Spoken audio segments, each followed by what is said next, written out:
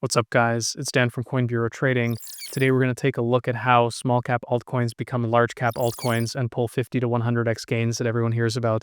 If this is the kind of content that you enjoy, then be sure to smash that like button and subscribe to the channel and ping that notification bell. Before we get started, do keep in mind that nothing in this video is financial advice. It's just my personal analysis of the crypto market. Your analysis could be different, and if it is, that's awesome, because the more difference of opinion that we have, the better investors and the better traders we're all going to become. So I'm actually going to be reading off again off a post I did here in the research feed for Coin Bureau Club members, because it, I guess, sums it up in the best way that I basically possibly can. I'm a much better writer than I am a speaker, in case some of you haven't noticed. But anyways, I'll read through it because it is very fascinating. So a quick recap of how small cap altcoins get found by retail investors and become large caps, with the subtitle of "and an illustration of why meme coins are not a threat to altcoins and why altcoin dilution is a myth." So let me walk us step by step through each of these steps. So step one, and we're talking here about like small cap altcoins, okay? We're not talking about large caps, we're talking about small caps. Step one, crypto whales will pump the price of an altcoin. The pump will get a small group of retail investors who are paying attention to crypto interested, because of course, not everyone is going to be looking at like with some small altcoin with like a few million market cap. You're probably only looking at a few hundred or a few thousand people, right, that are actually paying attention to this project. So crypto whales pump the price of an altcoin. The small group of retail investors who are paying attention get interested. If the pump is big and or the narrative is strong, the small group of retail investors will FOMO in. So like, let's say a few hundred people out of that 1,000 will ape into this altcoin. This causes the price of the altcoin to go even higher, which sucks in a little bit more retail, right? It starts pumping, maybe it starts circulating in some Telegram groups or on X or whatever, and it attracts a little bit more retail attention, and people ape in a little bit more. Crypto whales and or long-term holders of the altcoin or early holders of the altcoin will notice it's pumping and sell their bags / take profit. This causes a massive dump in the price, and everyone who recently bought ends up in the red. This is basically like a classic story of basically the average meme coin. Let's say like when a meme coin launches, this is basically the story of a meme coin, and it's also the story of most small cap altcoins. However, this is where the divergence between meme coins and altcoins becomes obvious. The stronger the narrative, the more people will hold the altcoin despite the dip, and the more people will buy the dip. This holding and dip buying will keep the price resilient, allowing it to stabilize after the dump and prevent it from going back down to the levels prior to when the pump started.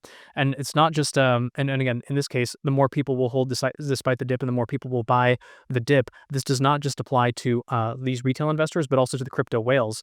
If they know that the crypto project has potential, like that they can get a couple pump and dumps out of it, then they will start accumulating it on the way down and when it starts falling, right, in preparation for another pump. So again, this holding and dip buying will keep the price resilient, allowing it to stabilize after the dump and preventing it from going back down to lower levels prior to where the pump started. And this results kind of like in a higher low. Crypto whales and long-term holders will notice the strength and start accumulating, preparing for another pump. And I would say that even maybe happens a little bit before. But anyways, crypto whales will pump the price again. This pump gets a larger group of retail investors interested now that the altcoin is a bit larger and a bit more well-known. So again, we're kind of going from a situation where there's only a few hundred, maybe 1,000 people who knew about this altcoin. Then it expands to, let's say, I don't know, 1,000 or 2,000 or 5,000. And normally, like, that's when you would see in a meme coin's case, that's when you would see it die off, because, these whales, it was just a one-time pump and dump and they're never going to come back to that meme coin.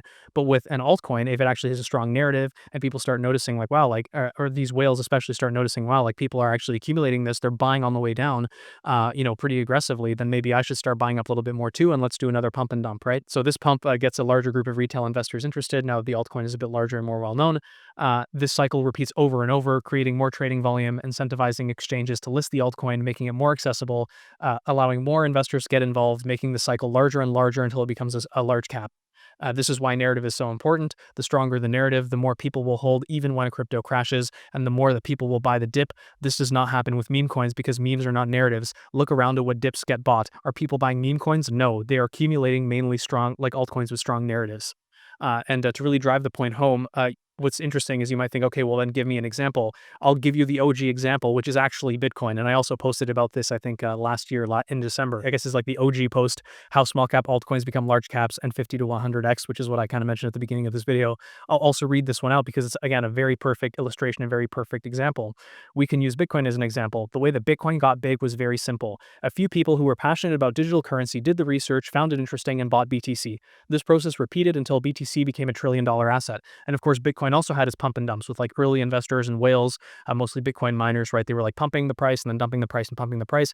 But the thing is that more and more people would buy on the way down. The whales would start reaccumulating around the lows, and then they would do another pump, right? And it obviously it took 15 years for BTC to get to this stage. And the good news is that it doesn't take 15 years for altcoins to become big, simply because more people know about crypto today. Like, it's way more accessible. They don't have to go lurking on some forums or like going on eBay or whatever to buy an altcoin, right? The bad news is that altcoins will never get as big as Bitcoin, simply because there's intense competition between altcoins in terms of adoption, intention, and investment. BTC technically has no competition as digital gold. We could go down that rabbit hole, but let's not.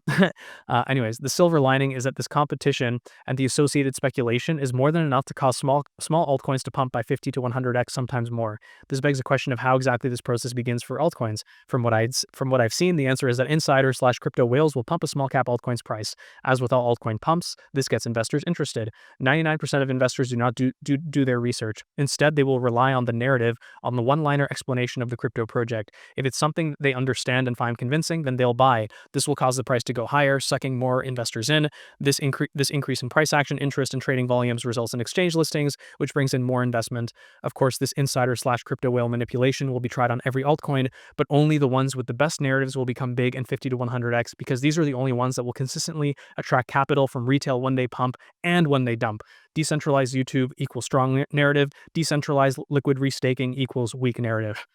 So again, this is all stuff that I posted here in the Coin Bureau Club, which you'll find a link down in the description. I really want to go over now just to the chart of Theta to really underscore this point. So Theta is actually cryptocurrency I bought in the previous cycle. I made close to a 200x return. Don't get too excited. My initial investment was super small, but I really want to just illustrate, showcase just how quickly altcoins can get big, and also basically the magnitude of the move that we're talking about here. So what we're looking at here is Theta, and you can see that from December of 2020 to the tippy top somewhere around $14, it basically pulled a 20x. So that was over the course of around 3 or 4 months. And of course, that's another really big question for altcoins, is like, when you talk about these 50 to 100x gains, there's always questions, is like, is there enough time for this altcoin to pump this much? And historically speaking, yes. If you look, it's not just Theta. You can see the same thing for ADA. You can see the same thing for Matic. You can see the same thing even for Solana, that all it took was a few months for the price to go 10 to 20x, sometimes even more, right? Even virtuals from last year is a good example. I think virtuals went up by like 100x in like 2 or 3 months, right? So again, it's happened in the past. It's happened in the recent past. And again, the altcoins that tend to see these biggest gains are the ones with the strongest narrative. For those who don't know, Theta is basically a decentralized YouTube. It has like backing by like Steve Chen, like YouTube's co-founder.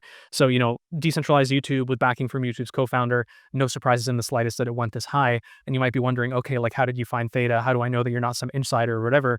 And I'll explain. It's actually pretty simple. Before the crypto bull market started in 2020, I basically went through the top 1,000 cryptos by market cap on CoinMarketCap. I literally went through every single one, and I was looking at like, how is this crypto project? Back then, I didn't understand what I was doing. Like, let's be honest here. But I basically went through every single crypto project, and I made a list of like the top, I don't know, like 20 or 30 that I found to be the most interesting. Most of them I didn't really understand. They didn't really appeal to me. I bought Cardano because it was like, oh, it's backed by academic research. That's pretty cool. I'll buy some of that, right? Bought some Theta because it's like, oh, decentralized YouTube. That's pretty cool. Oh, and it's backed by Steve Chen. That's super cool. Yeah, I'll definitely do that, right? So again, this is how these, I don't think there's many people that will be going through the top 1,000 altcoins by market cap. But again, in terms of finding these smaller cap altcoins, how do you think that initial pump started? I'm sure this initial pump, like whatever it was here, from 60 cents to $2 or $3, that initial pump was probably driven by some, insider, whale manipulation or whatever that caught the attention of retail investors. And you can see that there was probably a lot of accumulation by whales and retail, like during this kind of lull in early 2021. And then literally from February to April, over the 2-month period, it goes up another, whatever that is, like 5 or 6 or 7x. And again, is this going to happen to every single altcoin? No, it's going to happen primarily to the ones with the strongest narratives. And of course, they do need to have kind of these whale backers that are able to do these, let's say, like initial pumps that gets people interested. And then when the retail speculation comes in, you get this massive pump and then some nice distribution. And I'm sure that all the whales and everyone was distributing like crazy, over the whole course of 2021. And just to really drive the point home here, just to show you guys where we're at in the crypto cycle, this is the total crypto market cap on the monthly. Of course, it's the combined market cap of all the of all the cryptos combined. And as you can see, like, we are now, I would say, like basically exiting this kind of accumulation zone that's similar to what we saw here in 2018, 2019, and 2020. We are now basically exiting that zone here for the current cycle, and we're about to see this parabolic run, which, you know, is going to look something similar to this, but it's going to look more similar like what we saw back here in 2017. And I know it sounds crazy, but let me zoom in a little bit here. Where we are now is basically like right here, somewhere around in September 2017 timeframe, kind of like that final pullback before you see that multi-month, like 3 or 4 month parabolic blow off top, where if you actually go back in time and look at altcoins during this period, this September to December, January period, 3 to 4 month period, many altcoins then went like 10x, 20x, 30x, 50x, 100x, 300x, right? And again, it's not going to be every single altcoin. The average return for most altcoins, I would say, will probably be somewhere around 4 to 5x at this stage. But again, that's the average return. Most altcoins will significantly underperform that because most altcoins are meme coins, low quality altcoins with bad narratives that no one understands, not very accessible or whatever. But if you're, you know, buying stuff that has like a strong narrative, that has a low price tag, that's accessible on exchanges, most of the supply is circulation, so you don't have any, insiders dumping on you, or as many insiders dumping on you. And again, like it's really that simple. Like this is and again, like when I say this, a lot of people are like mind blown. And of course, it does sound crazy, like when you consider how much altcoins have been beaten down. But again, historically speaking, those altcoin gains do not come until that final phase of the cycle. And it's pretty clear when you look at the total crypto market cap on the monthly and zoom out, we are now about to enter that final phase of the cycle now over the next few months. So, you know, altcoins haven't rallied, altcoins have been going down. Historically speaking, this is completely normal. What was abnormal was the last cycle where you saw kind of altcoin attention come a little bit sooner than that, but I won't get into that. I'm sure you guys are familiar with that if you've been keeping up with my videos. Anyways, back to the Coin Bureau Club here. If you did enjoy today's analysis, and this is the type of stuff I do every single day in the Coin Bureau Club, that's where you'll find also deep dives into small cap and mid cap altcoins every single week.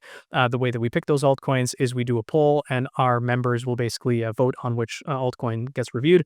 And the way that we pick those altcoins is based on a combination of our research as well as the suggestions of our members.